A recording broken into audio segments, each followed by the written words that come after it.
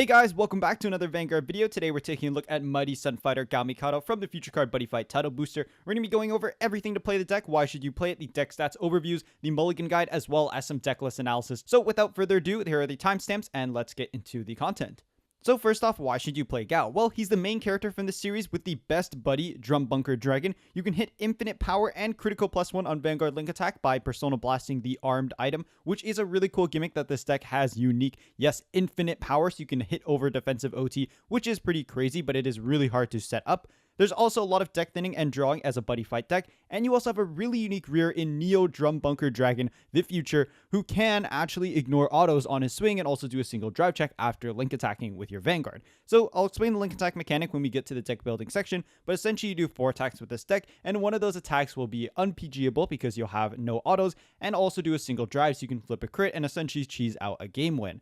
Alright, now for the Gao overview deck stats, we have the tempo as aggro because this deck does aim to deal that 6 damage, and of course you have lots of tools to do that, such as ignoring autos and the 1 drive that we just talked about for Neo Dragon Drum. You of course have Gargantua Punisher, you have the restand after doing the link attack state, doing 4 attacks essentially, combining your rear guard and Vanguard power together. So it is a really strong Vanguard in the early game. I wouldn't say it's the best at closing out the game compared to the other buddy fight decks, but the tempo aggro is definitely there, and it does of course want to deal that last damage in order to end the game. For price, this deck is 1 out of 5 because it's one of the cheapest ones. Some of the drums are a little bit pricey, but for the most part, as a collab deck, this deck is super cheap and really easy to pick up if you grab some singles.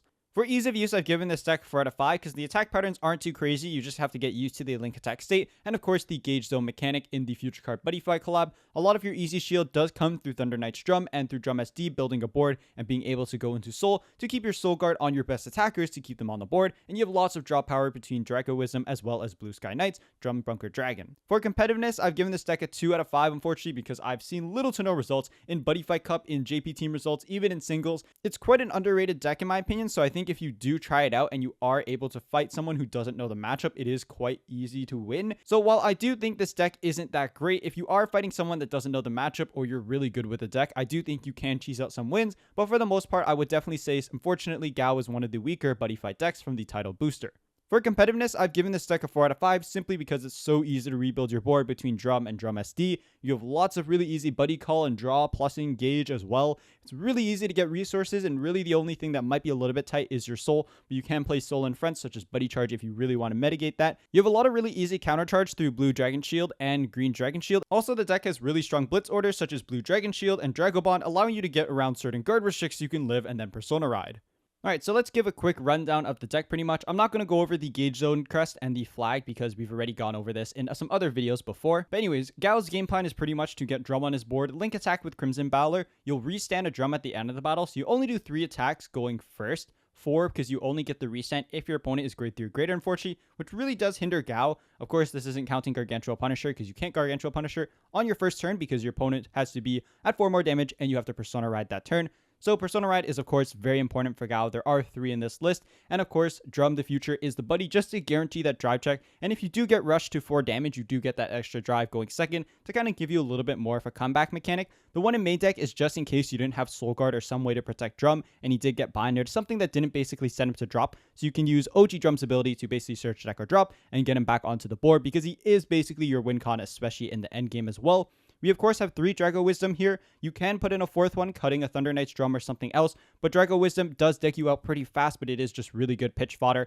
Also being able to be played from drop, you're not playing any other normal orders, so you can easily charge and draw every turn.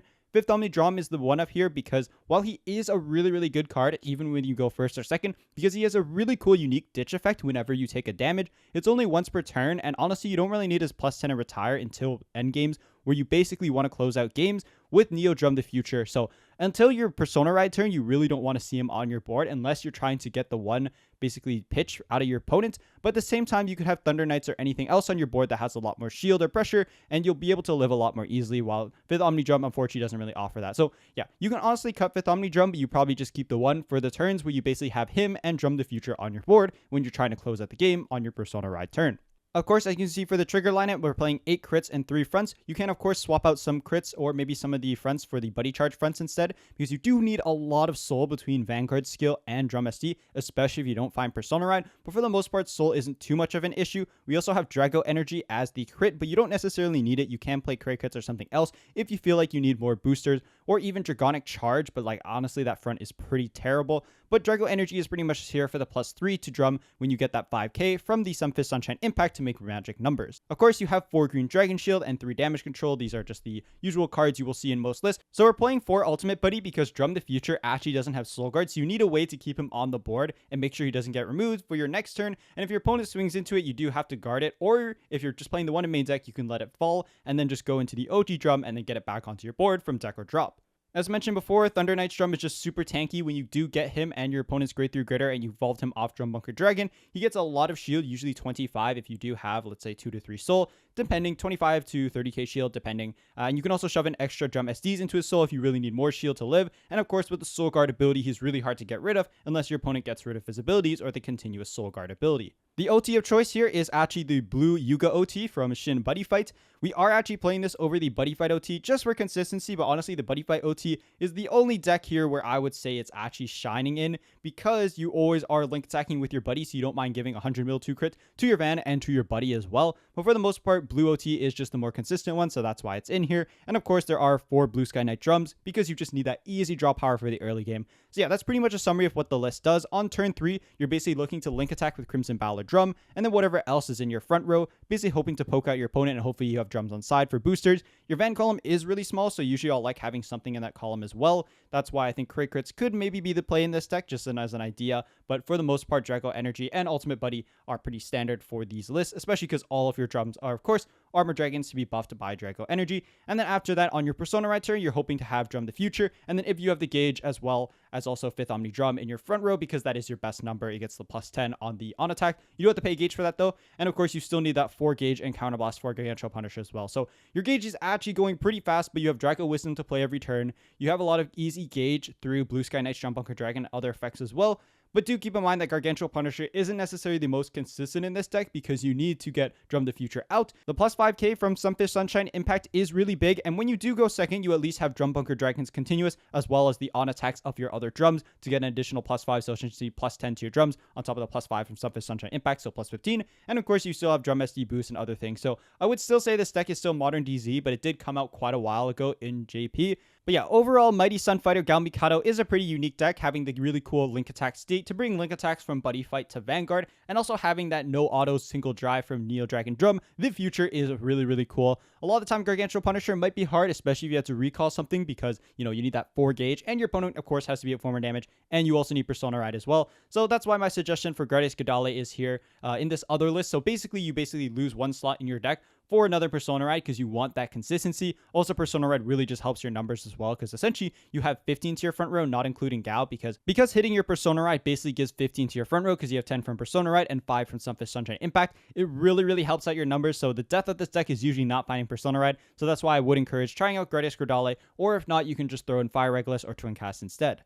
So here's another list that I cooked up using Drum SD as the buddy. The ratios are about the same, but I put Drago Wisdom to 4 just so you can dig through the deck faster and basically lower the ratios of some of the other drums. Crimson Battler can go to 1, but it's really risky if you lose it, because it is your best thing to link attack with on your turn 3 when you go first. Drum Bunker SD is just guaranteed buddy and counter charge on your board. Having a booster is really nice and helps with the numbers of this deck, especially on your turn where you are using Drum the Future to do that drive check. So here he's only at 1. You can put it to 2 if you don't want to be too risky and risk damaging the 1, because it is your win con. But a lot of 1-ups are easy to play with the drum build because you can search them out, but you do kind of have to play 4 drum and 4 BSK drum as well in order to have that guaranteed basically draw an early game. And since Drago Wisdom is at 4, like mentioned earlier, we do have 2 Gargantua Punisher, just have a little bit more consistency for a finisher, but still there's only 3 Persona Rides in here, so you're hoping to draw through your deck, hit Persona Ride and Gargantua Punisher, and end that game on turn 4, kind of just tank the hits that you have to, and hope that your cards, such as Thunder Knights and your other shield, are enough to live. Drago Bond is also a really good option as well, as mentioned later in the Mulligan guide,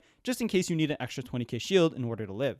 The next list features 4,000 Rapier and 4 Drum Bunker SD because you do need a lot of ways to try lane your opponent going second. Gao can actually tech top 7 and add any grade 1 or less armor dragon, but most of the time you will grab Sunfist Sunshine Impact off this, but you do have that option because a lot of the times you will cycle and draw 2 Sunfist Sunshine Impacts anyways, and you really only need the one. The second one is just if you have that high roll and you do hit it, but having that ability to try lane your opponent going second with a lot of grade 1s is really strong, and you basically have free early game between Drum Bunker and BSK, basically being able to fill up both of your front rows and keep tri-laning consistently from turn 1 up to turn 2. And then of course on turn 3 you'll have your Link Attack state to hopefully catch up with your opponent. And of course Neo Drum is still the buddy, so you can guarantee it if you took too much damage. And then once your opponent's at high enough damage, let's say like 4, you can cheese them with Drum the Future by flipping a crit. And if they don't have enough normal shield to basically throw onto the Guardian Circle, you can kind of cheese out a win by flipping enough triggers and having a big enough Drum the Future plus Drum SD column. So yeah, unfortunately there isn't too much flexibility in the Gao Mikado deck. I would instead start with the first list testing with that and then see how you feel before you start getting to the other deck lists and trying out their ratios. The ratios aren't too different because they're pretty straightforward, at least for Gao. A lot of cards where you do want to catch up with your opponent and kind of build up tempo going second, because a lot of the buddy fight decks hate going second because they don't have to draw one effect, or unless you have really good going second effects, such as when your opponent's on grade 3 through OG Drum and you're on attacks. So this deck kind of has that, but it still really struggles going second, so that's why I would recommend cards such as Dragobond or more grade 1s for when you go second to kind of rush down your opponent, so you can either stabilize or try to beat down your opponent going second so you can catch up in the game. So here's the Gao Mulligan guide. As you can see, all the grade 1s are in the left column besides the Sunfist Sunshine Impact, because you want to definitely keep all of these. These are cards you can aggro with going second to keep up on damage or easy charge and draw fodder. Also, boosters are really important in this deck because besides Drum Bunker SD, unless you're playing 1000 Rapier or any other grade 1 that can boost, you don't actually have many boosters in the deck, which is quite unfortunate. Big weakness of Gao. But anyways, you have Drago Wisdom, which is easy charge and draw fodder. You can play it from drop. Also easy ride deck pitch fodder as well. Same for Drum Bunker SD. 1000 Rapier is just here for when you go second to like try lane your opponent, aggro going second, because you really need to keep up on damage. Drum Bunker Dragon's free draw. It's also just really good early game and a body on your board as well. Of course, you want Drum Bunker Dragon for turn 2 because you don't actually get him for free until turn 3, but he is really easy early game. You can go into Thunder Knights, any of your other drums to kind of preemptively set up. Fifth Omni is also fine if you kind of want your opponent to just ditch a card, kind of to hope that they have to catch up and feel like they have to grind more. Also, your Regulus pieces are also good because they all have drop effects, or you can be playing Gradius Gradale, which pretty much substitutes a Persona Ride as well. Drum the Future, you really don't need one in main deck, but it's really nice to have that security because in case he does get binded or removal that doesn't put him into drop, then you have another one in deck just as a backup to call off Drum Bunker Dragon's act. You also need Sunfist Sunshine Impact in the late game, but really I would say it's a later priority, so I put it in the second priority column. Wouldn't really say you should be keeping it Mulligan, but if you are really worried about it, then you can, but I wouldn't really hold on to it, especially because it's a 0 shield in the early game. And of course, for your going first column, you have your Persona Ride as well as Gargantua Punisher. Gradius Gradale can also go here because obviously it's another Persona Ride in your deck, but it is your normal order for the turn. And Gargantua Punisher is just your strongest and best finisher that will close out the game. Hopefully you get 28 Twin Drive on your Persona Ride turn, but you don't have any crit pressure like Kiyoya, so you kind of just pray and hope that you don't deck out at this point or that it is enough to end the game after you've already done another drive with Drum. So you can do total 5 drives on your Persona Ride turn, assuming you meet the conditions for Gargantua Punisher. You'll do 2 on Van, 1 for Drum the Future, and then 2 on Gargantua Punisher swing when you restand your Vanguard and swing with it. For this alternate Mulligan guide, I put Drum Bunker Dragon as the definite keep column if you do really value him for that early game because he can go into anything such as Blue Sky Knights or Thunder Knights to kind of stabilize you. You also have Dragobond and Crimson Bowler in the second priority in case you're playing them as one-ofs or if they're very important to your game plan, especially Crimson Bowler when you go first because it does have that crit effect and a lot of your effects for drums are locked to your opponent being grade 3 or greater. So none of them are really too great going first. So Crimson Bowler is definitely the card you want to see when you go first with this deck. Alright, so that pretty much does it for Gao. Thank you guys so much for watching. If you did enjoy, do like and subscribe. If you have any questions, of course, tell me in the comments below. And of course, all these deck logs will be in the descriptions for your convenience so you can copy them. Or, again, try out the first list, see how you like it, and then adjust your ratios from there. But yeah, if you have any questions on deck building, anything else, of course, let me know as usual. And I'll hopefully see you in another Vanguard video.